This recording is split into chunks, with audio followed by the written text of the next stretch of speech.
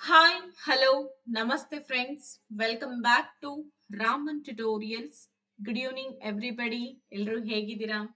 Hope so ಎಲ್ಲರೂ ಚೆನ್ನಾಗಿದ್ದೀರಾ ಅಂತ ಭಾವಿಸ್ತಾ ಇವತ್ತಿನ ನಮ್ಮ ಎಜುಕೇಶನಲ್ ಸೈಕಾಲಜಿ ತರಗತಿಯನ್ನ ಶುರು ಮಾಡೋಣ. ಸೊ ಇವತ್ತಿನ ಎಜುಕೇಶನಲ್ ತರಗತಿಯಲ್ಲಿ ದಿ ಮೋಸ್ಟ್ ಇಂಪಾರ್ಟೆಂಟ್ MCQs ಗಳನ್ನ ನಾನು ನಿಮ್ ಜೊತೆ ಡಿಸ್ಕಸ್ ಮಾಡ್ತಾ ಇದ್ದೆ ಹಿಂದಿನ ತರಗತಿಯಲ್ಲಿ. ಸೊ ಅದನ್ನ ನಾವು ಕಂಟಿನ್ಯೂಷನ್ ಪಾರ್ಟ್ ಅಲ್ಲಿ ನೋಡ್ತಾ ಹೋಗೋಣ. ಫಸ್ಟ್ ಕ್ವೆಶನ್ ಇಂದ ಆರಂಭ ಆಗಿದೆ. ಮೊದಲನೇ ಪ್ರಶ್ನೆ ಏನಿದೆ ಗೊತ್ತಾ? ಭಾಷೆಯ ಸ್ವಾಧೀನ ಮತ್ತು ಬೆಳವಣಿಗೆಗೆ ಅತ್ಯಂತ ನಿರ್ಣಾಯಕ ಅವಧಿ ಅಂತ ಹೇಳಿ ಯಾವ ಅವಧಿಯನ್ನ ಕರೀಲಾಗ್ತದೆ? The most critical period of acquisition and development of language is ಅಂತ ಇದೆ. ಪ್ರಸವ ಪೂರ್ವ ಅವಧಿ, ಪೂರ್ವ ಬಾಲ್ಯಾವಸ್ಥೆ, ಮಧ್ಯ ಬಾಲ್ಯಾವಸ್ಥೆ ಹಾಗೂ ಹದಿಹರೆಯದ ಅವಸ್ಥೆ ಅಂತ ಇದೆ. ಹಾಗಾದ್ರೆ ಭಾಷೆಯ ಸ್ವಾಧೀನ ಮತ್ತೆ ಬೆಳವಣಿಗೆ ಅತ್ಯಂತ ನಿರ್ಣಾಯಕ ಅವಧಿ ಅಂತಂದ್ರೆ ಒಂದು ಕ್ರಿಟಿಕಲ್ ಪೀರಿಯಡ್ ಅಂತ ಹೇಳ್ತೀವಿ. ಯಾವುದು?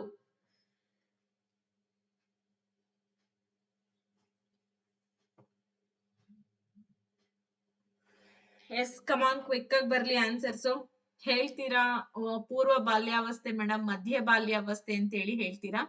ಸರಿಯಾದ ಉತ್ತರ ಬಂದ್ಬಿಟ್ಟು ಪೂರ್ವ ಬಾಲ್ಯಾವಸ್ಥೆ ಅಂತ ಆಗುತ್ತೆ.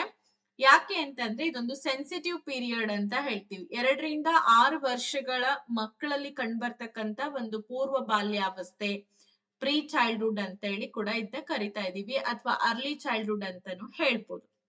ಇಟ್ ಈಸ್ ಕನ್ಸಿಡರ್ಡ್ ಆ sensitive period for language learning. ಈ ಪೂರ್ವ ಬಾಲ್ಯಾವಸ್ಥೆ ಏನಿದೆ ಭಾಷಾ ಕಲಿಕೆಗೆ ಬಹಳಷ್ಟು ಸೂಕ್ಷ್ಮ ಅವಧಿ ಅಂತ ಪರಿಗಣಿಸ್ತೀವಿ.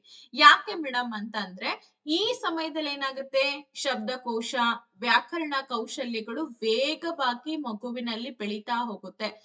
ತುಂಬಾ ಮಾತುಗಳನ್ನ ಕಲಿತಾರೆ, ತುಂಬಾ ಶಬ್ದ ಪ್ರಯೋಗಗಳನ್ನ ಮಾಡ್ತಾರೆ. ಯಾಕೆ ಈ ತರ ರಾಪಿಡ್ ಗ್ರೌತ್ ಆಗುತ್ತೆ ಅಂತಂದ್ರೆ ಅವರ ಸುತ್ತಮುತ್ತಲಿನ ಪರಿಸರವನ್ನ ವೀಕ್ಷಣೆ ಮಾಡೋದ್ರ ಜೊತೆಗೆ ಎಲ್ಲರ ಜೊತೆಗೂ ಕೂಡ ಮಿಂಗಲ್ ಆಗುವಂತಹ ವಯಸ್ಸಿದು.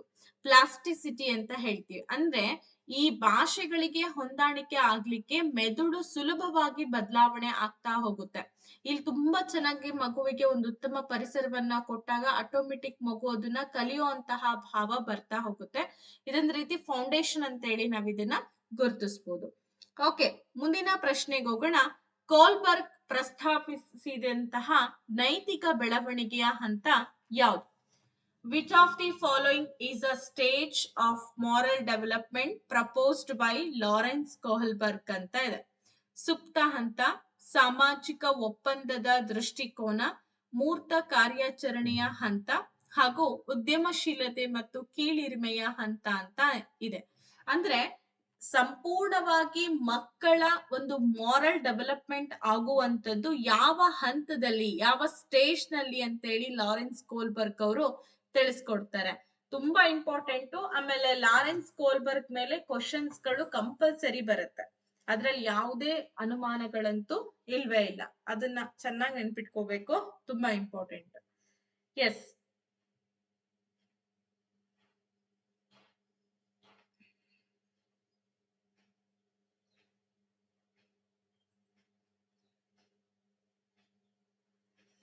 ಓಕೆ, ಆಲ್ಮೋಸ್ಟ್ ಹೇಳ್ತಾ ಇದ್ದೀರಾ. ಮೂರ್ತ ಕಾರ್ಯಾಚರಣೆಯ ಹಂತದಲ್ಲಿ ಅಂತ ಹೇಳಿ ಅಲ್ಲ, ದ ಸೋಷಿಯಲ್ ಕಾಂಟ್ರಾಕ್ಟ್ ಓರಿಯೆಂಟೇಶನ್ ಅಂದ್ರೆ ಸಾಮಾಜಿಕ ಒಪ್ಪಂದದ ದೃಷ್ಟಿಕೋನ.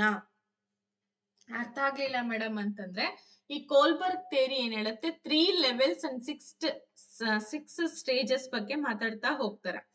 ಕೋಲ್ಬರ್ಗ್ ನೈತಿಕ ಬೆಳವಣಿಗೆಯ 3 ಹಂತಗಳು ಹಾಗೆ 6 ಉಪ ಹಂತಗಳನ್ನ ಪ್ರಸ್ತಾವನೆ ಮಾಡ್ತಾರೆ. He proposed 3 levels and 6 stages of moral development. ಒಂದು ಮಗುವಿನಲ್ಲಿ ನೈತಿಕ ಬೆಳವಣಿಗೆ ಆಗ್ಬೇಕು ಅಂದ್ರೆ ಈ 3 ಹಂತಗಳ ಜೊತೆಗೆ 6 ಘಟ್ಟಗಳನ್ನ ಪೂರೈಸಬೇಕು ಅಂತ ಹೇಳ್ತಾರೆ. ಅದರಲ್ಲೂ ಕೂಡ ಈ ಸೋಷಿಯಲ್ ಕಾಂಟ್ರಾಕ್ಟ್ ಅಂದ್ರೆ ಯಾವಾಗ ಸಮಾಜದ ಜೊತೆಗೆ ಒಪ್ಪಂದ ಆಗ್ತಾ ಹೋಗುತ್ತೋ, ಸಮಾಜದ ದೃಷ್ಟಿಕೋನದಲ್ಲಿ ಸರಿ ಅಂತ ಅನ್ಸುತ್ತೋ, ಆವಾಗ ಮಗು ಏನು ಮಾಡ್ತಾ ಹೋಗ್ತದೆ ಕೆಲಸವನ್ನ. ಅದು ಸುಮಾರು ಒಂದು 3 ಮತ್ತೆ 5ನೇ ಸ್ಟೇಜ್ ಅಲ್ಲಿ ಕಂಡು ಬರುತ್ತೆ. This falls under the post conventional level ಅಂತಾನು ಕೂಡ ಕರಿತೀವಿ. ಇದು ಸಾಂಪ್ರದಾಯಿಕ ನಂತರದ ಹಂತದಲ್ಲಿ ಕಂಡು ಬರುತ್ತೆ. ಇನ್ನು ಇಂಡಿವಿಜುವಲ್ ರೈಟ್ಸ್ ಅಂದ್ರೆ ಪ್ರತ್ಯೇಕವಾಗಿ ವೈಯಕ್ತಿಕವಾದಂತ ಒಂದು ರೈಟ್ಸ್ ಗಳನ್ನ ಕೂಡ ಹೊಂದ್ತಾ ಹೋಗ್ತಾರೆ. ನಿಯಮಗಳನ್ನ ಸಾಮಾಜಿಕ ಒಪ್ಪಂದಗಳು ಅಂತ ಹೇಳಿ ನೋಡ್ತಾರೆ. ಅಂಡ್ ಒಳ್ಳೆಯದಕ್ಕಾಗಿ ಬದಲಾವಣೆ ಆಗ್ಬೇಕು ಅಂತ ಬಯಸ್ತಾ ಇರ್ತಾರೆ. ಇತರೆ ಆಯ್ಕೆಗಳು ಫ್ರಾಯ್ಡ್, ಪಿಯಾಜೆ, ಎರಿಕ್ಸನ್ ಇವೆಲ್ಲವೂ ಕೂಡ ಅವರ ಸಿದ್ಧಾಂತಗಳಿಗೂ ಕೂಡ ಸೇರ್ಕೊಂಡಿದೆ ಅಂತ ನಾವು ಹೇಳ್ತೇವೆ. ಅರ್ಥ ಆಯ್ತು ಅಂತ ಅನ್ಕೊಂಡಿದೀನಿ. ತುಂಬಾ ಇಂಪಾರ್ಟೆಂಟ್. ಲಾರೆನ್ಸ್ ಕೋಲ್ಬರ್ಗ್ ಥಿಯರಿಯನ್ನ ಕೂಡ ನಾನು ಆಲ್ರೆಡಿ ನಿಮ್ಗೆ ಆಪ್ ಅಲ್ಲಿ ಕೊಟ್ಟಿದ್ದೀನಿ. ಆಲ್ ಲೈವ್ ಕ್ಲಾಸ್ ಲಿಂಕ್ ಅಲ್ಲಿ ಸಿಗುತ್ತೆ. ಒನ್ಸ್ ನೀವು ಅದನ್ನ ಚೆಕ್ ಮಾಡಿದ್ರೆ ಗೊತ್ತಾಗ್ತದೆ. During class room discussions a teacher often pays more attention to boys than girls. This is an example of ಅಂತ ಇದೆ. ಇಲ್ಲಿ ತರಗತಿಯ ಚರ್ಚೆಗಳ ಸಮಯದಲ್ಲಿ ಶಿಕ್ಷಕರು ಹೆಚ್ಚಾಗಿ ಹುಡುಗಿಯರಿಗಿಂತ ಹುಡುಗರತ್ತ ಹೆಚ್ಚು ಗಮನವನ್ನ ಹರಿಸ್ತಾರೆ. ಹಾಗಾದ್ರೆ ಇದು ಯಾವುದಕ್ಕೆ ಉದಾಹರಣೆ ಆಗಿದೆ? ಲಿಂಗ ತಾರತಮ್ಯ ಅಥವಾ ಲಿಂಗ ಪಕ್ಷಪಾತ, ಲಿಂಗ ಗುರುತು ಅಥವಾ ಲಿಂಗ ಪ್ರಸ್ತುತತೆ ಮತ್ತೆ ಲಿಂಗ ಸ್ಥಿರತೆ ಅಂತ ಇದೆ. ಓಕೆ, ಹಾಗಾದ್ರೆ ಏನಿಲ್ಲಿ ಉತ್ತರ ಆಗುತ್ತೆ?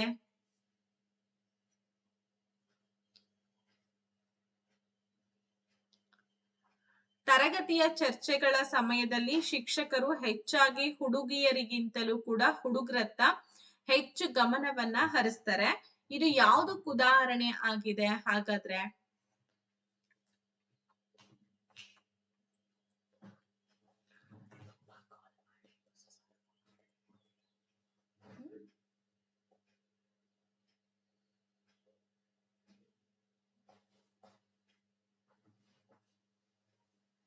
ಓಕೆ, ಇದಕ್ಕೆ ಸರಿಯಾದ ಉತ್ತರ ಬಂದ್ಬಿಟ್ಟು ಲಿಂಗ ಪಕ್ಷಪಾತ ಅಥವಾ ಲಿಂಗ ತಾರತಮ್ಯ ಅಂತ ಹೇಳ್ತಿದ್ದೀರಾ. ಕೇವಲ ಲಿಂಗದ ಆಧಾರದ ಮೇಲೆ ವಿದ್ಯಾರ್ಥಿಗಳನ್ನ ವಿಭಿನ್ನವಾಗಿ ಪರಿಗಣಿಸೋದು ಅಂದ್ರೆ treating students differently based solely on their gender. ನೋಡಿ, ಸ್ಟೀರಿಯೋಟೈಪಿಂಗ್ ಅಂದ್ರೆ it reinforces the stereotype that boys are more important are capable. ಹುಡುಗರು ಹೆಚ್ಚು ಮುಖ್ಯ ಅಥವಾ ಸಮರ್ಥರು ಎಂಬ ರೂಢಿಗತ ನಂಬಿಕೆಯನ್ನ ಇದು ಬಲಪಡಿಸ್ತಾ ಹೋಗುತ್ತೆ. ಯಾಕೆ ಅಂತಂದ್ರೆ ಇಲ್ಲಿ ಈ ಸಮಾಜದಲ್ಲಿ ಏನಾಗಿದೆ, ಸ್ಟೀರಿಯೋಟೈಪ್ ಗಳು ಜಾಸ್ತಿ ಆಗ್ತಾ ಹೋಗ್ತದೆ.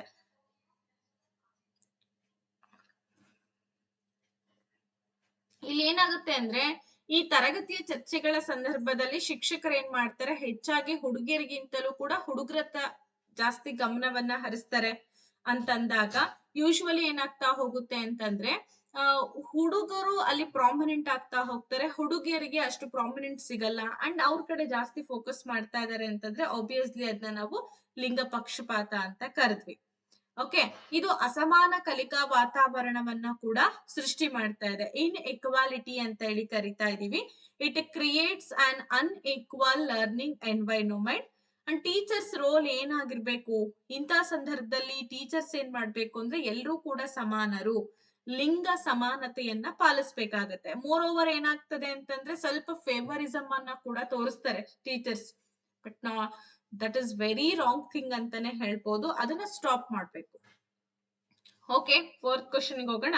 Which of the following is an effective strategy to reduce children's gender stereotyping and gender role conformity ಅಂತ ಇದೆ. ಮಕ್ಕಳಲ್ಲಿ ಲಿಂಗ ರೂಢಿಗತ ನಂಬಿಕೆಗಳು ಹಾಗೆ ಲಿಂಗ ಪಾತ್ರದ ಅನುಸರಣೆಯನ್ನ ಕಡಿಮೆ ಮಾಡ್ಲಿಕ್ಕೆ ಈ ಕೆಳಗಿನವುಗಳಲ್ಲಿ ಯಾವುದು ಪರಿಣಾಮಕಾರಿ ತಂತ್ರವಾಗಿದೆ? ಲಿಂಗ ತಾರತಮ್ಯದ ಬಗ್ಗೆ ಚರ್ಚೆ. ಇದ್ರ ಬಗ್ಗೆ ಕಂಪಲ್ಸರಿ ಕ್ವಶನ್ ಕೇಳ್ತಾರೆ. ನೀವು ಇದು ಕೇಳ್ತಾರ ಅಥವಾ ಕೇಳಲ್ವಾ ಅನ್ನೋ ಡೌಟ್ ಅನ್ನ ನೀವು ಇಟ್ಕೊಳ್ಳೋಕೆ ಹೋಗ್ಬೇಡಿ. ಕಂಪಲ್ಸರಿ ಇದ್ರ ಮೇಲೆ ಕ್ವಶನ್ಸ್ ಗಳನ್ನ ರೈಸ್ ಮಾಡ್ತಾರೆ. ಲಿಂಗ ನಿರ್ದಿಷ್ಟ ಪಾತ್ರಗಳಿಗೆ ಒತ್ತನ್ನ ನೀಡೋದು, ಎಂಫಸೈಸಿಂಗ್ ಜೆಂಡರ್ ಸ್ಪೆಸಿಫಿಕ್ ರೋಲ್ಸ್. ಹಾಗೆ ಲಿಂಗಾಧಾರಿತ ಪ್ರತ್ಯೇಕ ಆಟದ ಗುಂಪುಗಳು, gender segregated play groups, gender segregated seating arrangement, ಲಿಂಗಾಧಾರಿತ ಪ್ರತ್ಯೇಕ ಆಸನ ವ್ಯವಸ್ಥೆ ಅಂತ ಇದೆ. ಕ್ವಿಕ್ ಆಗಿ ಯೋಚನೆ ಮಾಡ್ಬಿಟ್ಟು ಆನ್ಸರ್ ಅನ್ನ ಕೂಡ ಕೊಡ್ತಾ ಹೋಗಿ.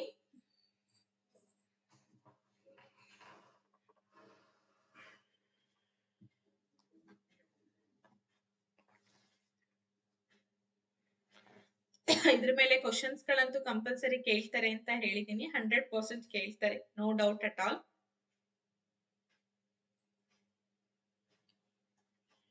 ಓಕೆ, ಲಿಂಗ ತಾರತಮ್ಯದ ಬಗ್ಗೆ ಚರ್ಚೆ ಅಂತ ಇದೆ. ಅಂದ್ರೆ ಮಕ್ಕಳಲ್ಲಿ ಲಿಂಗ ರೂಢಿಗತ ನಂಬಿಕೆಗಳಿರುತ್ತೆ. ಲಿಂಗ ಪಾತ್ರದ ಅನುಸರಣೆಯನ್ನ ಕಡಿಮೆ ಮಾಡ್ಬೇಕು ಅಂತಂದಾಗ ಮಕ್ಳಿಗೆ ನಾವೇನ್ ಮಾಡ್ಬೇಕು, ಡಿಸ್ಕಷನ್ ಅಬೌಟ್ ಜೆಂಡರ್ ಬಯಾಸ್. ಮಕ್ಕಳಿಗೆ ಲಿಂಗ ತಾರತಮ್ಯ ಯಾಕೆ ಮಾಡ್ತಾರೆ, ಅದಕ್ಕೆ ಸಂಬಂಧಪಟ್ಟಂತ ಪ್ರಾಬ್ಲಮ್ಸ್ ಏನೇನಿದೆ, ಅದರಿಂದ ಮುಂದೇನಾಗುತ್ತೆ, what are the major things ಅಂತ ಹೇಳಿ ನಾವು ಅದನ್ನ ಚರ್ಚೆಗೊಳಪಡಿಸಿದಾಗ ಏನಾಗುತ್ತೆ, ಈ ಪಕ್ಷಪಾತಗಳ ಬಗ್ಗೆ ಚರ್ಚೆ ಮಾಡೋದ್ರಿಂದ ಮಕ್ಕಳಿಗೆ ರೂಢಿಗತ ನಂಬಿಕೆಗಳನ್ನ ಪ್ರಶ್ನೆ ಮಾಡ್ಲಿಕ್ಕೆ ಸಹಾಯ ಮಾಡುತ್ತೆ.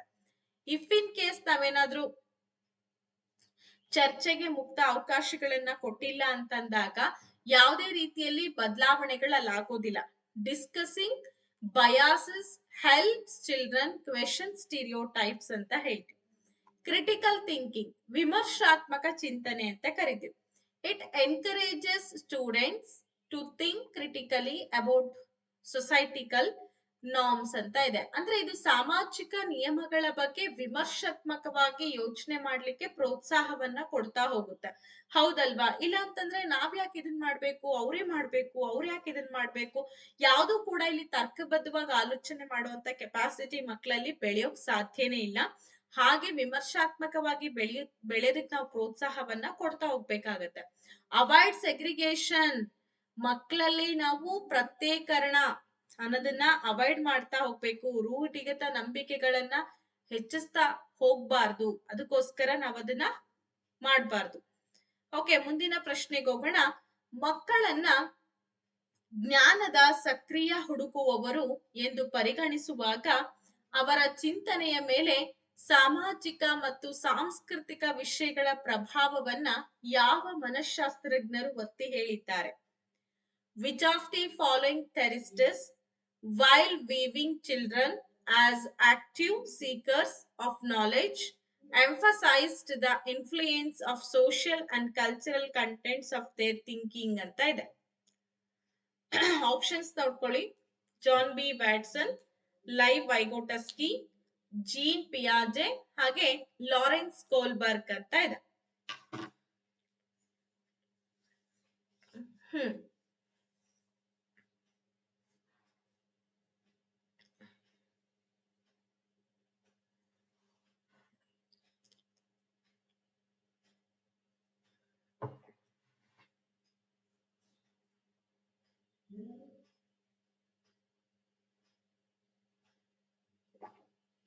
ಓಕೆ, ಸಾಮಾಜಿಕ ಸಾಂಸ್ಕೃತಿಕ ವಿಷಯಗಳ ಪ್ರಭಾವ ಅಂತಂದಾಗ ನಮಗೆ ನೆನಪಿಗೆ ಬರೋದು ಯಾವ theory?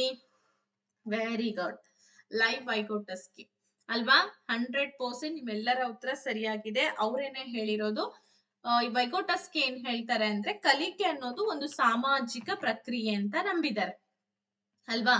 Socio cultural theory it means Vygotsky believed learning is a social process. It is a social process, ಇದೊಂದು ಸಾಮಾಜಿಕ ಪ್ರಕ್ರಿಯೆ. ಅಂಡ್ ಕಲ್ಚರ್ ಹೆಂಗೆ ಇದ್ರಲ್ಲಿ ಇನ್ಕ್ಲೂಡ್ ಆಯ್ತು ಅಂತಂದ್ರೆ, cognitive development is driven by cultural tools like language, science ಅಂತ ಹೇಳ್ತೀವಿ. ಅಂದ್ರೆ ಮಗುವಿನ ಜ್ಞಾನಾತ್ಮಕ ಪ್ರಕ್ರಿಯೆ ಬೆಳಿಬೇಕು ಅಂತಂದಾಗ ಸಾಂಸ್ಕೃತಿಕ ಸಾಧನಗಳ ಅವಶ್ಯಕತೆ ಇದೆ. ಸಾಂಸ್ಕೃತಿಕ ಸಾಧನೆಗಳು ಅಂತಂದ್ರೆ ಮಗು ಸಮಾಜದಲ್ಲಿ ಬೆರೆತಾಗ ಅಲ್ಲಿದ್ದಂತ ಭಾಷೆಗಳನ್ನ ಕಲಿಯುತ್ತೆ, ಸೈನ್ಸ್ ಲ್ಯಾಂಗ್ವೇಜ್ ಅನ್ನ ಕಲಿತಾ ಹೋಗುತ್ತೆ. ಇದರಿಂದ ಏನಾಗ್ತಾ ಹೋಗುತ್ತೆ, ಸಾಂಸ್ಕೃತಿಕತೆ ಬೆಳೀತಾ ಹೋಗ್ತದೆ.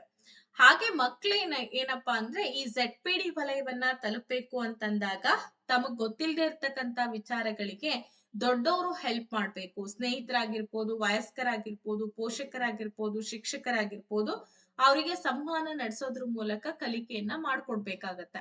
ಹಿಂಗಿದ್ಮೇಲೆ ಏನಾಗ್ತದೆ, ಮಕ್ಕಳು ZPD ವಲಯವನ್ನ ತಲುಪುತ್ತೆ. ಮುಂದಿನ ಪ್ರಶ್ನೆ ತುಂಬಾ ಸಿಂಪಲ್ ಆಗಿದೆ. While working on a jigsaw puzzle, 5 years old Nazma says to herself, where is the blue piece? No, not this one. Darker one. That would go here and make this shoe. This kind of talk is referred to by Vygotsky as ಅಂತ ಇದೆ. ಜಿಗ್ಸಾ ಒಗಟನ್ನ ಆಡುವಂತ ಸಂದರ್ಭದಲ್ಲಿ 5 ವರ್ಷದ ನಜ್ಮಾ ತನಗೆ ತಾನೇ ಹೇಳ್ಕೊಳ್ತಾಳೆ, ನೀಲಿ ತುಣುಕು ಎಲ್ಲಿದೆ? ಇಲ್ಲ, ಇದಲ್ಲ. ಗಾಢವಾದದ್ದು ಇಲ್ಲಿಗೆ ಬಂದು ಶೂ ಪೂರ್ಣಗೊಳಿಸುತ್ತೆ. ಈ ರೀತಿಯ ಮಾತನ್ನ ವೈಗೋಟಸ್ಕಿ ಅವರು ಏನಂತ ಕರೀತಾರೆ? ಖಾಸಗಿ ಮಾತು, ಪ್ರೈವೇಟ್ ಸ್ಪೀಚ್ ಅಂತ ಕರೀತಾರ, ಅಥವಾ ಟಾಕ್ ಅಲೌಡ್, ಜೋರಾಗಿ ಮಾತನಾಡೋದು ಅಂತ ಕರೀತಾರ, ಅಥವಾ ಸ್ಕ್ಯಾಫೋಲ್ಡಿಂಗ್ ಅಂತ ಹೇಳಿ ಕರೀತಾರ, ಅಥವಾ ಅಹಂಕಾರದ ಮಾತು ಅಂತ ಕರೀತಾರ, ಈಗೋಸೆಂಟ್ರಿಕ್ ಸ್ಪೀಚ್ ಅಂತ ಹೇಳಿ ಕರೀತಾರ.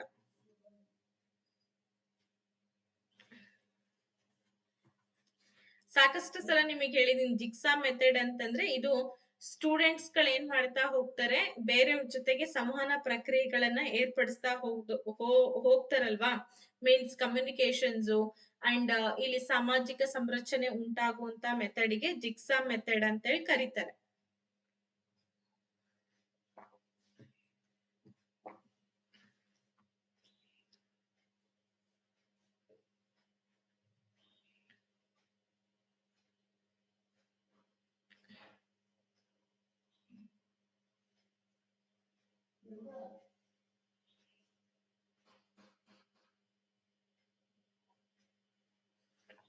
ಓಕೆ, ಇದಕ್ಕೆ ಸರಿಯಾದ ಉತ್ತರ ಸ್ಕ್ಯಾಫೋಲ್ಡಿಂಗ್.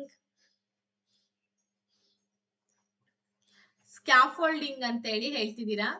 ಇದನ್ನ ಖಾಸಗಿ ಮಾತು, ಯಾಕೆಂದ್ರೆ ಅವಳಷ್ಟಕ್ಕೆ ಅವಳೇ ಮಾತಾಡ್ತಾ ಇದ್ದಾಳೆ, ಬೇರೆ ಜೊತೆಗೆ ಇಲ್ಲಿ ಮಾತಾಡ್ತಾ ಇಲ್ಲ. ಅದು ಖಾಸಗಿ ಮಾತಾಗತ್ತೆ, ಪ್ರೈವೇಟ್ ಸ್ಪೀಚ್ ಆಗತ್ತೆ. ಅವಳಷ್ಟಕ್ಕೆ ಮಾತಾಡ್ತಾಳೆ. ನಾನು ಅದನ್ನೇ ಹೇಳಿದ್ ನಿಮಗಿಲ್ಲಿ ನೋಡಿ, ಅವಳು ತನಗ್ ತಾನೇ ಹೇಳ್ಕೊಳ್ತಾ ಇದ್ದಾಳೆ. ನಾವು ಮನ್ಸಲ್ಲೇ ಮಾತಾಡ್ತೀವಿ ನೋಡಿ, ಕೆಲವೊಂದ್ಸಲ ನಮ್ಗೆ ಏನ್ ಸರಿ ಏನ್ ತಪ್ಪು, ಇದು ಮಾಡ್ತಾ ಇದೀನಿ, ಹೆಂಗಾಗತ್ತೆ ಏನಿಲ್ಲ ಅನ್ನೋ 108 ಆಲೋಚನೆಗಳು ಬರುತ್ತಲ್ಲ, ಅದೇ ತರನೇ ಅವಳಷ್ಟಕ್ಕೆ ಅವಳೇ ಮಾತಾಡ್ತಾ ಇದ್ದಾಳೆ ಎಂದಾಗ ಇದನ್ನ ಪ್ರೈವೇಟ್ ಸ್ಪೀಚ್ ಅಂತ ಹೇಳಿ ಕರಿತೀವಿ. Vygotsky believed children use private speech to guide their own actions and thinking. Vygotsky ಅವರು ಏನ್ ಆಲೋಚನೆ ಮಾಡ್ತಾರೆ ಅಂತಂದ್ರೆ, ಮಕ್ಕಳು ತಮ್ಮ ಕೆಲಸಗಳು ಮತ್ತೆ ಆಲೋಚನೆಗಳಿಗೆ ಮಾರ್ಗದರ್ಶನವನ್ನ ನೀಡಬೇಕು ಅಂತಂದಾಗ ಖಾಸಗಿ ಮಾತನ್ನ ಬಳಕೆ ಮಾಡ್ತಾರೆ. ಅಂದ್ರೆ ಪ್ರೈವೇಟ್ ಅವರಷ್ಟಕ್ಕೆ ಅವರಷ್ಟೇ ಮಾತಾಡ್ತಾ ಹೋಗ್ತಾರೆ. ಇದು ಸಮಸ್ಯೆ ಪರಿಹಾರಕ್ಕೆ ಸಹಾಯವನ್ನ ಮಾಡುತ್ತೆ. ಹಾಗೆ ಅಂತಿಮವಾಗಿ ಮೌನವಾದ ಆಂತರಿಕ ಮಾತು ಕೂಡ ಇದಾಗತ್ತೆ ನೋಡಿ. It helps in problem solving and eventually becomes silent inner speech ಅಂತ ಹೇಳಿ ಕರೀತಾರೆ. ಪಿಯಾಜೆ ಇದನ್ನ ಅಹಂಕಾರದ ಮಾತು ಅಂತ ಕರೆದ್ರು, ಬಟ್ ಇವ್ರು ಹಾಗೆ ಕರ್ದಿಲ್ಲ. ಬೆಳವಣಿಗೆಗೆ ಇದು ತುಂಬಾ ಮುಖ್ಯ ಅಂತ ಹೇಳಿ ಇವ್ರು ಕನ್ಸಿಡರ್ ಮಾಡ್ತಾರೆ. ಯಾರು? ವೈಗೋಟಸ್ಕಿ ಅವರು. ಡಿಫ್ರೆಂಟ್ ಫ್ರಮ್ ಪಿಯಾಜೆ. ಸೊ ಪಿಯಾಜೆಗಿಂತಲೂ ಕೂಡ ಡಿಫ್ರೆಂಟ್ ಆಗಿ ಆಲೋಚನೆ ಮಾಡ್ತಾರೆ ಇವರು.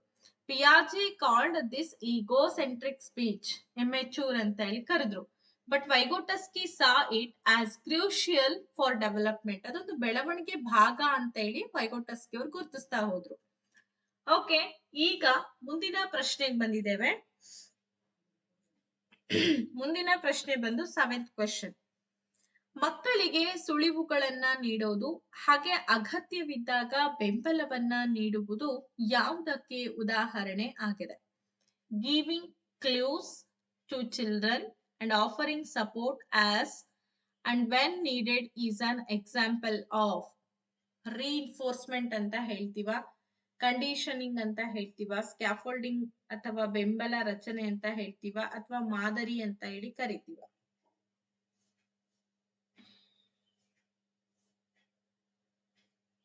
ನಿಧಾನಕ್ಕೆ ಆಲೋಚನೆ ಮಾಡ್ಬಿಟ್ಟು ಆನ್ಸರ್ಗಳನ್ನ ಕೊಡಿ.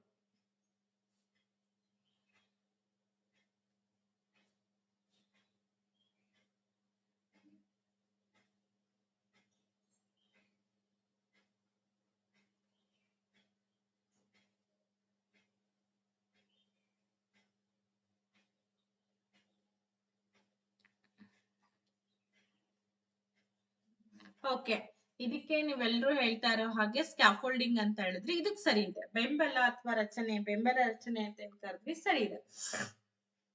ಮಗು ಏಕಾಂಗಿಯಾಗಿ ಮಾಡ್ಲಿಕ್ಕೆ ಸಾಧ್ಯವಾಗದೇ ಇರ್ತಕ್ಕಂತ ಕೆಲಸವನ್ನ ಮಾಡ್ಲಿಕ್ಕೆ ನೀಡುವಂತಹ ತಾತ್ಕಾಲಿಕ ಬೆಂಬಲವನ್ನ ಸ್ಕ್ಯಾಫೋಲ್ಡಿಂಗ್ ಅಂತ ಹೇಳಿ ಕರೆದ್ರು.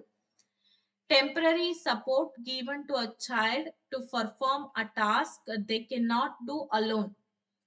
ಹಾಗೆ ZPD, it operates in the zone of proximal development. ಇದೇನ್ ಮಾಡುತ್ತೆ? ಸಮೀಪದ ಅಭಿವೃದ್ಧಿಯ ವಲಯದಲ್ಲಿ ಕಾರ್ಯವನ್ನ ನಿರ್ವಹಣೆ ಮಾಡುತ್ತೆ. ಯಾವುದು? ZPD. ಮಗು ಕಲಿತಾ ಇದ್ದಂತೆ ಬೆಂಬಲವನ್ನ ಕೂಡ ಕ್ರಮೇಣ ತೆಗೆದು ಹಾಕ್ತಾರೆ. ಕೊನೆ ತನಕಲ್ಲೂ ಕೂಡ ಅಲ್ಲಿ ಬೆಂಬಲ ಕೊಡ್ಲೇಬೇಕಂತಲ್ಲ, ಕಲಿಯುವಂತ ಒಂದು ಅಭ್ಯಾಸ ರೂಢಿಯಾದಾಗ ಬೆಂಬಲವನ್ನ ಕ್ರಮೇಣ ಕಡಿಮೆ ಮಾಡ್ಬೇಕಾಗತ್ತೆ. ಸೊ ಬೆಂಬಲ ಅಂದ್ರೆ ಹೇಗ್ ಕೊಡ್ತಾರೆ?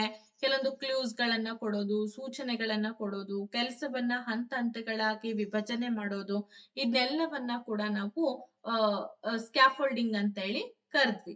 ಓಕೆ, ಮುಂದಿನ ಪ್ರಶ್ನೆಗೆ ಹೋಗೋಣ. The most important question, Jean ಪಿಯಾಜೆ ಮೇಲೆ ಸಂಬಂಧಪಟ್ಟಂತ ಪ್ರಶ್ನೆ ಇದು. ಜೀನ್ ಪಿಯಾಜೆ ಪ್ರಸ್ತಾಪಿಸಿದ ಮೂರ್ತ ಕಾರ್ಯಾಚರಣೆಯ ಹಂತವನ್ನ ಈ ಕೆಳಗಿನ ಯಾವ ನಡವಳಿಕೆಗಳು ನಿರೂಪಿಸುತ್ತವೆ? Which of the following behaviours characterise the concrete operational stage as proposed by Jean ಪಿಯಾಜೆ ಅಂತ ಇದೆ. ಕಲ್ಪಿತ ತಾರ್ಕಿಕ ಕ್ರಿಯೆ, ಸಂರಕ್ಷಣೆ ಅಥವಾ ವರ್ಗ ಸೇರ್ಪಡೆ, ವಿಳಂಬಿತ ಅನುಕರಣೆ, ವಸ್ತು ಸ್ಥಿರತೆ, ಅಂಡ್ ಕಾಲ್ಪನಿಕ ಆಟ ಮತ್ತೆ ಚಿಂತನೆ ಬದಲಾಯಿಸಲಾಗದ ಸ್ಥಿತಿ ಅಂತ ಇದೆ. ಮೂರ್ತ ಕಾರ್ಯಾಚರಣೆಯ ಹಂತವನ್ನ ಈ ಕೆಳಗಿನ ಯಾವ ನಡವಳಿಕೆಗಳು ನಿರೂಪಿಸುತ್ತೆ? ಮೂರ್ತ ಕಾರ್ಯಾಚರಣೆಯ ಹಂತ ಅಂದಾಗ ಇದು ಸುಮಾರು 7 ರಿಂದ 11 ವರ್ಷ ಅಲ್ವಾ? ಈಗ 4 ಹಂತಗಳಿದೆ. ಒಂದು ಸೆನ್ಸರಿ ಮೋಟರ್ ಸ್ಟೇಜು ಅಂದ್ರೆ ಸಂವೇದನಾ ಗತಿ ಹಂತ, ಎರಡನೇದು ಮೂರ್ತ ಕಾರ್ಯಪೂರ್ವ ಹಂತ, ಮೂರನೇದು ಮೂರ್ತ ಕಾರ್ಯಾಚರಣೆಯ ಹಂತ, ನಾಲ್ಕನೇದು ಔಪಚಾರಿಕ ಕಾರ್ಯಗಳ ಹಂತ ಅಂತ ಹೇಳಿ ಗುರುತಿಸ್ತಾ ಇದ್ವಿ.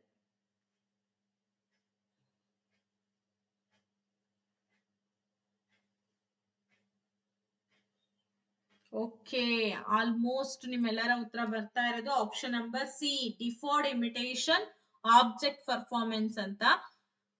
ಇಲ್ಲಿ ಸರಿಯಾದ ಉತ್ತರ ಆಪ್ಷನ್ ನಂಬರ್ ಬಿ ಆಗುತ್ತೆ. ಅದು ವಿಳಂಬಿತ ಪ್ರಕ್ರಿಯೆ ಬರೋದು ಸೆಕೆಂಡ್ ಸ್ಟೇಜ್, ಕಾರ್ಯಪೂರ್ವ ಹಂತದಲ್ಲಿ ಬರುತ್ತೆ, ಇಲ್ಲಿ ಬರಲ್ಲ. 7 ರಿಂದ 11 ವರ್ಷದ ಮಕ್ಕಳಲ್ಲಿ ಈ ಸಂರಕ್ಷಣೆ, ವರ್ಗ ಸೇರ್ಪಡೆ ಅಂದ್ರೆ ಕನ್ಸರ್ವೇಷನ್ ಮತ್ತೆ ಕ್ಲಾಸ್ ಇನ್ಕ್ಲೂಷನ್ ಅನ್ನೋ ಒಂದು ಕಾನ್ಸೆಪ್ಟ್ ಇರುತ್ತೆ.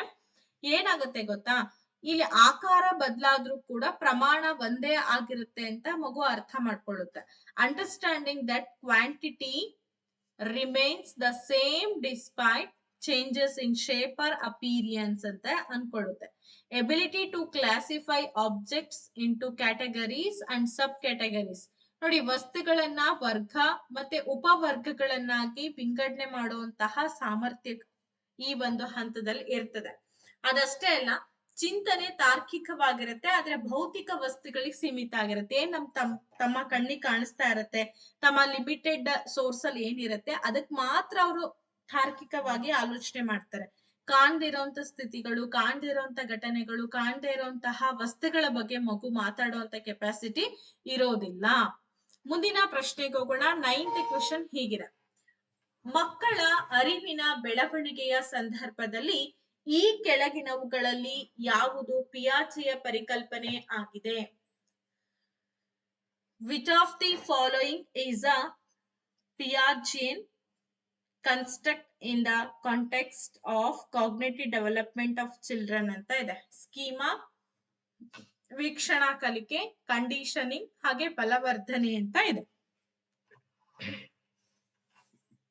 ಯೋಚನೆ ಮಾಡಿ ಆನ್ಸರ್ ಅನ್ನ ಕೊಡಿ.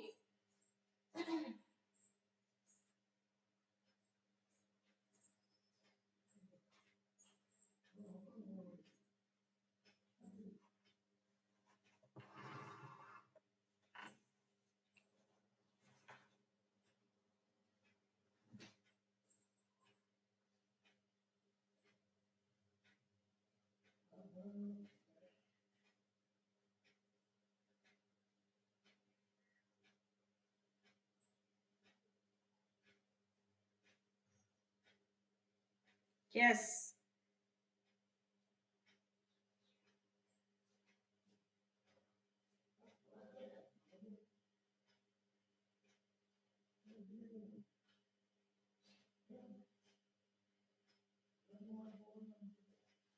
ಓಕೆ, ಇದಕ್ಕೆ ಸರಿಯಾದ ಉತ್ತರ ಏನ್ ಬರುತ್ತೆ? ಸ್ಕೀಮಾ ಅಂತ ಹೇಳಿ ಹೇಳ್ತಿದ್ದೀರಾ. ಸರಿಯಾಗಿದೆ ಸ್ಕೀಮಾ ನಿಮ್ಮೆಲ್ಲರ ಉತ್ತರ. ಜಗತ್ತನ್ನ ಅರ್ಥ ಮಾಡ್ಕೊಳ್ಳಿಕ್ಕೆ ಬಳಕೆ ಮಾಡ್ತಕ್ಕಂತ ಜ್ಞಾನದ ಬ್ಲಾಕ್ ಅಥವಾ ಮಾನಸಿಕ ಮಾದರಿಗಳು. Building blocks of knowledge or mental models use to understand the world. ಅಂದ್ರೆ ಈ ಜಗತ್ತನ್ನ ಅರ್ಥ ಮಾಡ್ಕೊಳ್ಳೋದಕ್ಕೆ ಏನೆಲ್ಲ ಏನೆಲ್ಲ ಬೇಕಾಗ್ತದೆ ಅದನ್ನೆಲ್ಲವನ್ನ ಅರ್ಥ ಮಾಡ್ಕೊಳ್ಳಿಕ್ಕೆ ಬಳಕೆ ಮಾಡ್ತಕ್ಕಂತ ಜ್ಞಾನದ ಪರಿಕರಗಳು ಅಥವಾ ಮಾನಸಿಕ ಮಾದರಿಗಳನ್ನ ಈ ಸ್ಕೀಮಾಗಳು ಅಂತೇಳಿ ಕರೀತಾರೆ. ಪಿಯಾಜೆ ಏನ್ ಮಾಡ್ತಾರೆ, ಕಲಿಕೆಯನ್ನ ಸಮೀಕರಣ ಮಾಡ್ತಾರೆ, ಅಂದ್ರೆ ಅಸಿಮಿಲೇಷನ್ ಮಾಡ್ಕೊಂಡು ನಂತರ ಹೊಂದಾಣಿಕೆಯ ಮೂಲಕ ಆ ಕಲಿಕೆ ಏನಾಗ್ತಾ ಹೋಗುತ್ತೆ, ಕನ್ಸ್ಟ್ರಕ್ಟ್ ಆಗ್ತಾ ಹೋಗುತ್ತೆ. ಫಾರ್ ಎಕ್ಸಾಂಪಲ್, ಈಗ ನಾಯಿ ಬಗ್ಗೆ ಒಂದು ಕಲ್ಪನೆಯನ್ನ ಹೊಂದಿರುತ್ತೆ ಮಗು.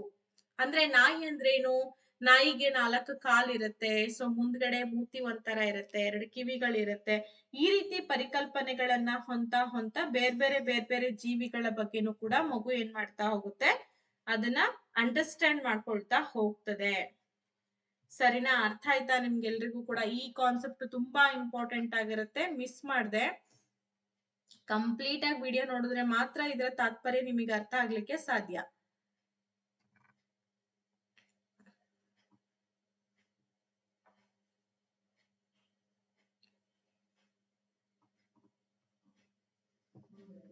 ಓಕೆ, ಈಗ ನೋಡೋಣ.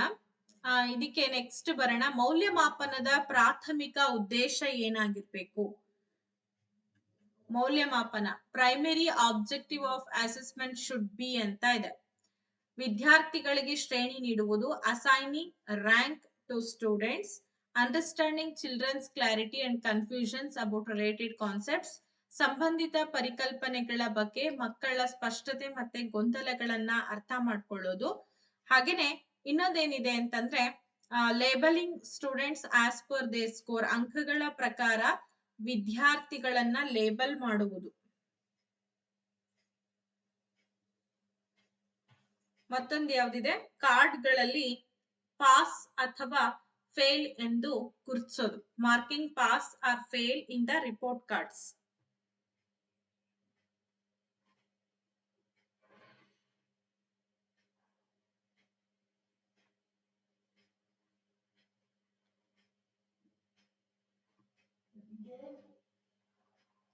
ಎಸ್, ಯೋಚನೆ ಮಾಡಿ ಆನ್ಸರ್ ಕೊಡಿ.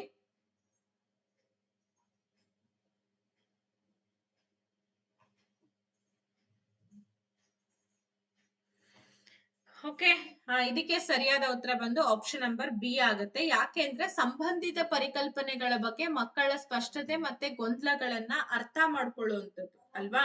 ಇದ್ರದ್ದೇನು ಅರ್ಥ ಆಗ್ಲಿಲ್ಲ ಮೇಡಮ್ ನಮಗೆ ಅಂತಂದ್ರೆ, ಈ ಫಾರ್ಮೇಟಿವ್ ಅಸೆಸ್ಮೆಂಟ್ ಹೇಗಿರುತ್ತೆ ಅಂದ್ರೆ ನಿಮಗೆ ಗೊತ್ತಿದೆ, should be for learning, improving, not just for learning. ಅದು ಬರೀ ಜಡ್ಜ್ ಮಾಡೋದಕ್ಕೆ ಬಳಕೆ ಮಾಡಲ್ಲ. ಇದೇನಪ್ಪಾ ಅಂದ್ರೆ ಫಾರ್ ಲರ್ನಿಂಗ್, ಆಫ್ ಲರ್ನಿಂಗ್ ಅಲ್ಲ. ಅರ್ಥ ಮಾಡ್ಕೊಳ್ಳಿ, ಕಲಿಕೆಗಾಗಿ ಮೌಲ್ಯಮಾಪನ, ಕಲಿಕೆಯ ಮೌಲ್ಯಮಾಪನ ಅದ ಸಮ್ಮೇಟಿವ್ ಆಗುತ್ತೆ. ನಾನು ಇದ್ರ ಬಗ್ಗೆ ಡೀಟೇಲ್ ಆಗಿ ಹೇಳಿದ್ದೀನಿ. ಸೊ ಇಲ್ಲಿ ತಪ್ಪುಗಳನ್ನ ಗುರುತಿಸಬಹುದು, ಡಯಾಗ್ನೋಸಿಸ್ ಮಾಡಬಹುದು, ಪರಿಹಾರಗಳನ್ನ ಕೊಡ್ಬೋದು.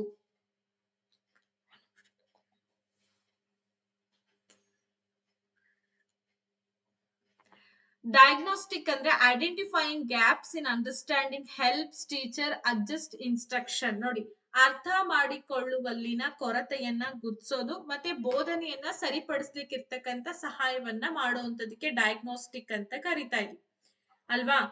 ಓಕೆ, ಫೀಡ್ಬ್ಯಾಕ್ ಅಂತಂದ್ರೆ ಮಕ್ಕಳಿಗೆ ಈಗ ಅವ್ರು ಏನು ಪ್ರತಿಕ್ರಿಯೆಗಳನ್ನ ಕೊಟ್ಟಿರ್ತಾರೆ, ಅಂದ್ರೆ ಕ್ರಿಯೆಗಳಾಗಿರುತ್ತೆ, ಅದಕ್ಕೆ ತಕ್ಕಂತೆ ನಾವು ಪ್ರತಿಕ್ರಿಯೆಗಳನ್ನ ಕೊಡ್ತಾ ಹೋಗ್ತೀವಿ, ಅಂತ ಫೀಡ್ಬ್ಯಾಕ್ಸ್ ಅಂತ ಹೇಳಿ ಕರಿತೀವಿ.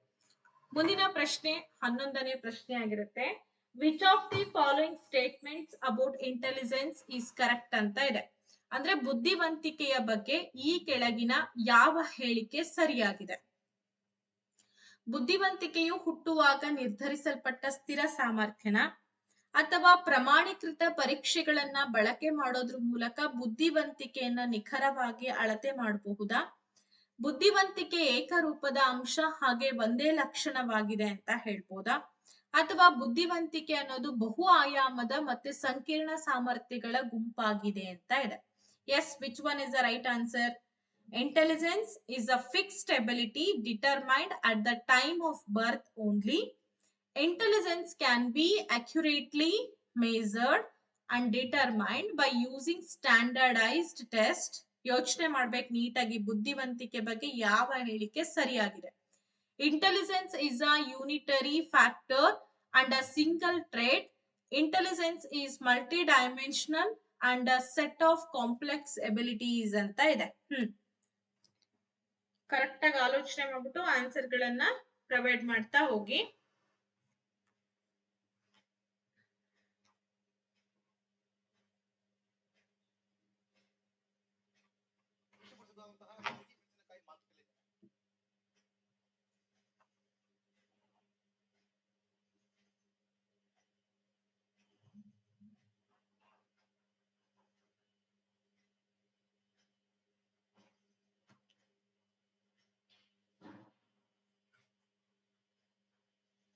ಎಸ್, ನಿಮ್ಮೆಲ್ಲರ ಉತ್ತರ ಆಪ್ಷನ್ ನಂಬರ್ ಡಿ ಏನಾಗಿದೆ, ಸರಿಯಾಗಿದೆ. ಯಾಕೆಂದ್ರೆ ಬುದ್ಧಿವಂತಿಕೆ ಅಂದ್ರೆ ಏನ್ ಗೊತ್ತಾ, ಇದೊಂದು ಬಹು ಆಯಾಮ ಮತ್ತೆ ಸಂಕೀರ್ಣ ಸಾಮರ್ಥ್ಯ. ಅಲ್ಲಿ ಈಸಿಯಾಗಿ ನಾವ್ ಎಲ್ಲಾ ಸಾಮರ್ಥ್ಯಗಳನ್ನ ಗುರುತಿಸಬಹುದು ಅನ್ನೋದು ತಪ್ಪು. ನೋಡಿ, ಮಲ್ಟಿಪಲ್ ಇಂಟೆಲಿಜೆನ್ಸಸ್ ಅಂತ ಇದೆ, ಅಂದ್ರೆ ಬಹಳಷ್ಟು ಮಲ್ಟಿಪಲ್ ಇಂಟೆಲಿಜೆನ್ಸಸ್ ಇದೆ. ಒಂದೇ ಇಂಟೆಲಿಜೆನ್ಸ್ ಅನ್ನ ನಾವಿಲ್ಲಿ ಫೈಂಡ್ ಔಟ್ ಮಾಡಕ್ ಆಗಲ್ಲ. ಹಾರ್ವರ್ಡ್ ಗಾರ್ಡನರ್ ಅವರು ಹೇಳ್ತಾರೆ, ತಾರ್ಕಿಕ, ಗಣತೀಯ ಮತ್ತೆ ಭಾಷಾ ಬುದ್ಧಿಶಕ್ತಿ ಎಲ್ಲದ್ರ ಬಗ್ಗೆನೂ ಕೂಡ ಹಾರ್ವರ್ಡ್ ಗಾರ್ಡನರ್ ಅವರು ಹೇಳ್ತಾರೆ. ಡೈನಾಮಿಕ್ ಇದೊಂದ್ ರೀತಿ, ಅಂದ್ರೆ intelligence is not entirely fixed at birth, environment place a huge role. ನೋಡಿ, ಇದೊಂಥರ ಚೇಂಜ್ ಆಗ್ತಾ ಹೋಗುತ್ತೆ, ಡೈನಾಮಿಕ್ ಸ್ಟೇಜ್ ಅಲ್ಲಿ ಇರುತ್ತೆ. ಮಕ್ಕಳು ಇಲ್ಲಿ ಹುಟ್ಟತಾನೆ ಎಲ್ಲಾ ಬುದ್ಧಿಶಾಲಿಗಳಾಗ್ತಾರೆ, ಎಲ್ಲಾ ಬುದ್ಧಿವಂತಿಕೆನ ಪಡ್ಕೊಂಡ್ ಬರ್ತಾರೆ ಅಂತ ಅಲ್ಲ. ಇಲ್ಲಿ ಏನಾಗ್ತಾ ಹೋಗುತ್ತೆ, ಬೆಳಿತಾ ಬೆಳಿತಾ ಮಗು ಪರಿಸರಕ್ಕೆ ಹೊಂದಾಣಿಕೆ ಮಾಡ್ಕೊಳ್ತಾ ಕಲಿತಾ ಹೋಗುತ್ತೆ, ಅದನ್ನ ಅರ್ಥ ಮಾಡ್ಕೊಳ್ತಾ ಹೋಗುತ್ತೆ. ಹಾಗಾಗಿ ಓಕೆ, ನೆಕ್ಸ್ಟ್ ಹೋಗೋಣ. 12th question. Actually 11th 10th ಈ 10th ಕ್ವಶನ್ಗೆ ನಾನು ಎಂಡ್ ಮಾಡೋಣ ಅಂತ ಅನ್ಕೊಂಡೆ. ಓಕೆ, ಮತ್ತೆ ಮುಂದಿನ ಪ್ರಶ್ನೆ ಮತ್ತೆ ಉತ್ತರಗಳನ್ನ ನಾನು ಮುಂದಿನ ತರಗತಿಯಲ್ಲಿ ನಿಮ್ ಜೊತೆ ಡಿಸ್ಕಸ್ ಮಾಡ್ತೀನಿ. ಅಂಡ್ ಐ ಹೋಪ್ ಸೊ ನಿಮ್ಗೆಲ್ರಿಗೂ ಕೂಡ ಇವತ್ತಿನ ಈ ತರಗತಿ ಬಹಳಷ್ಟು ಯೂಸ್ಫುಲ್ ಆಗುತ್ತೆ ಅಂತ ಭಾವಿಸ್ತಾ, ನಿಮ್ಗೆ ಏನಾದ್ರೂ ಡೌಟ್ಸ್ ಗಳಿದ್ರೆ ನೀವೇನ್ ಮಾಡ್ಬೋದು, ನನ್ನ ಒಂದು ಇದಕ್ಕೆ ಕಮೆಂಟ್ ಮಾಡಿ ತಿಳಿಸಿ. ವಾಟ್ಸಪ್ ಅಲ್ಲಿ ನಾನು ಅದಕ್ಕೆ ಸಂಬಂಧಪಟ್ಟಂಗೆ ಏನಾರ ಪ್ರಾಬ್ಲಮ್ಸ್ ಇದ್ರೆ ಸಾಲ್ವ್ ಮಾಡೋಣ ಅಂತ ಹೇಳ್ತಾ ಇವತ್ತಿನ ಈ ಕ್ಲಾಸ್ ಅನ್ನ ಮುಗಿಸೋಣ. Thank you and take care. Bye.